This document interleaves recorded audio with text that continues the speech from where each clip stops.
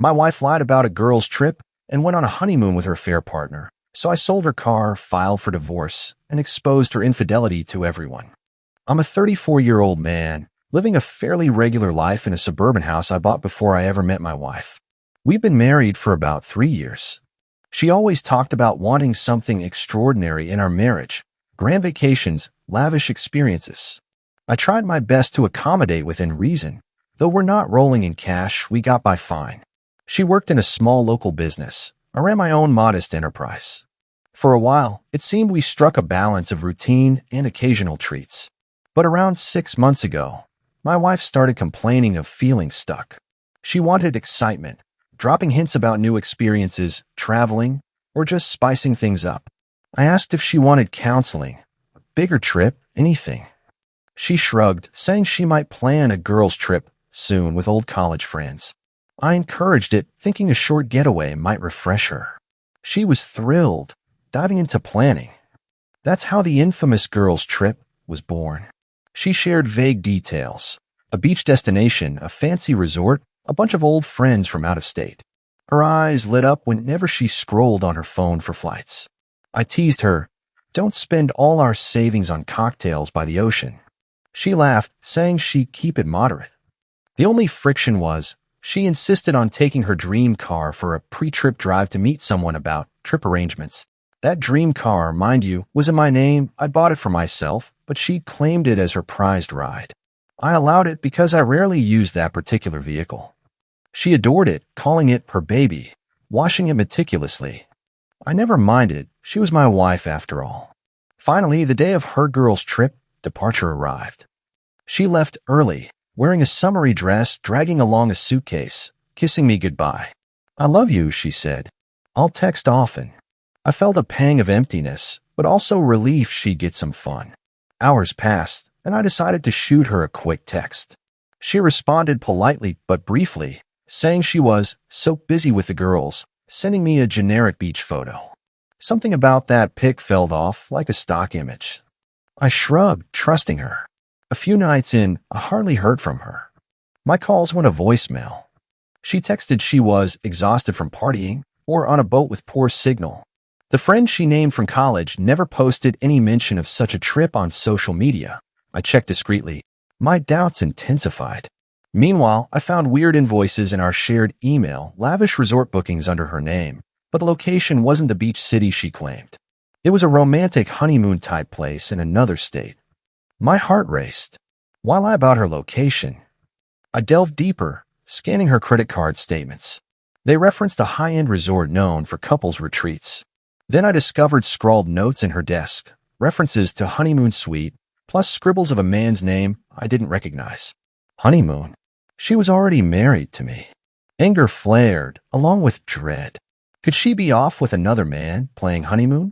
The final confirmation arrived by accident. A coworker of hers who'd come to pick up some documents at my place let slip she'd requested extra time off specifically for a couple's package.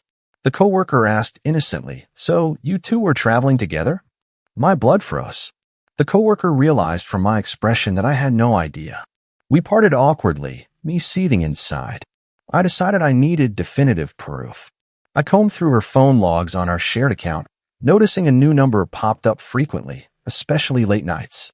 Then I found a set of hidden photos she'd forgot to delete from the cloud backups. My heart hammered as I opened them. She was in a fancy suite with some man in casual but intimate poses, an ice bucket of champagne nearby. They looked cozied up on a resort balcony, brandishing big smiles. The timestamps matched the day she'd left for her girls' trip. My shock mingled with fury. This was no innocent trip. She'd effectively gone on a honeymoon with her affair partner, while I sat at home oblivious. Dazed, I contemplated my options. Part of me wanted to wait quietly until she got back, confront her, and see her reaction. Another part, the angrier side, longed to expose her duplicity publicly. The betrayal stung like a fresh wound. I've been so supportive, even letting her drive my dream car. Now, as she gallivanted in honeymoon suites with her lover, she presumably expected me to remain clueless. She returned a few days later than originally stated, claiming flight delays.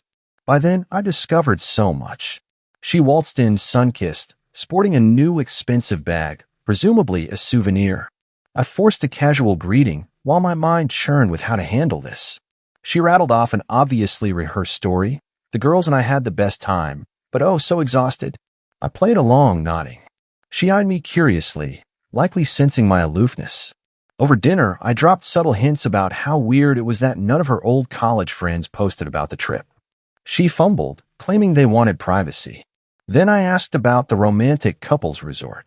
Her eyes flared. What do you mean? I replied calmly. I know you weren't at the beach city, you said. I found the receipts for the honeymoon suite. Her face drained of color. She stammered a denial, but I pressed. Stop lying. I saw the pictures of you and that man. You sure took advantage of a honeymoon that wasn't ours. She tried to protest, but I whipped out my phone, showing her own smiling photos with him. She froze, tears welling, then blurted, It was a mistake. I just needed an escape. I never meant to hurt you. The standard cheater script. I asked, Who is he? She said he was just a friend, right? Then she claimed it was only physical, an impulsive fling. She insisted she still loved me. Disgusted, I told her to pack her essentials and leave my house. She wailed, Wait, this is my home too. But technically, I'd bought the place before marriage, and it remained in my name. She threatened that I had no right to kick her out, that we needed to talk calmly. I responded that we'd talk through lawyers. Furious tears streamed down her cheeks. She demanded to keep driving the dream car. I laughed darkly. That car was in my name as well, insured under me. She had no right to it if I said no. She shrieked, calling me petty. I told her to get out. She stomped off, cursing me. I locked the door behind her. The next day, I wasted no time. I phoned a divorce attorney describing the affair, the honeymoon scam, my financial interest in ensuring minimal damage. The attorney was appalled but assured me we had strong grounds. We planned to file on grounds of adultery. Though it's a no-fault state, the proven infidelity might influence negotiations. The attorney advised me to gather any further evidence, especially financial records showing her honeymoon spending. That night, I rummaged through receipts, credit card statements. She'd used our shared credit card for some charges, though the bigger portion might be on her personal card. Enough to prove the trip was real, plus the damning photos.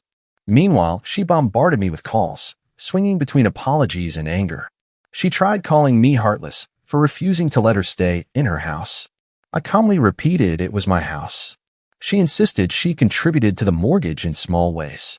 My father or mother, not relevant. I told her if she wanted to push that, we'd let a court decide. She then pivoted, crying about how she was confused, that the affair partner didn't matter. I told her I was done listening. She grew enraged, threatening me with long legal battles. I let her rant, then hung up. The next day, I changed the locks, blocked her phone, and let my lawyer handle any contact. She tried a new angle, telling mutual acquaintances I was throwing her out for going on a girl's trip. But once I shared the actual photos with close friends, word spread quickly. She'd run off with her affair partner to honeymoon suite. Support swung heavily in my favor. People found her brazen deception repulsive. Some tried urging me to remain calm, but I had zero interest in salvaging a marriage built on lies. Soon, the lawyer prepared the divorce papers, citing irreconcilable differences plus her infidelity. I was ready to serve them. Meanwhile, I discovered the best part. That dream car she so adored was legally mine. She had only been the main driver, but the title and insurance were in my name. Realizing how much she prized that car, I decided to sell it. No reason to keep a constant reminder of her. My attorney said we had every right to do so. Since it was my asset, I could liquidate it if I wished. Perfect.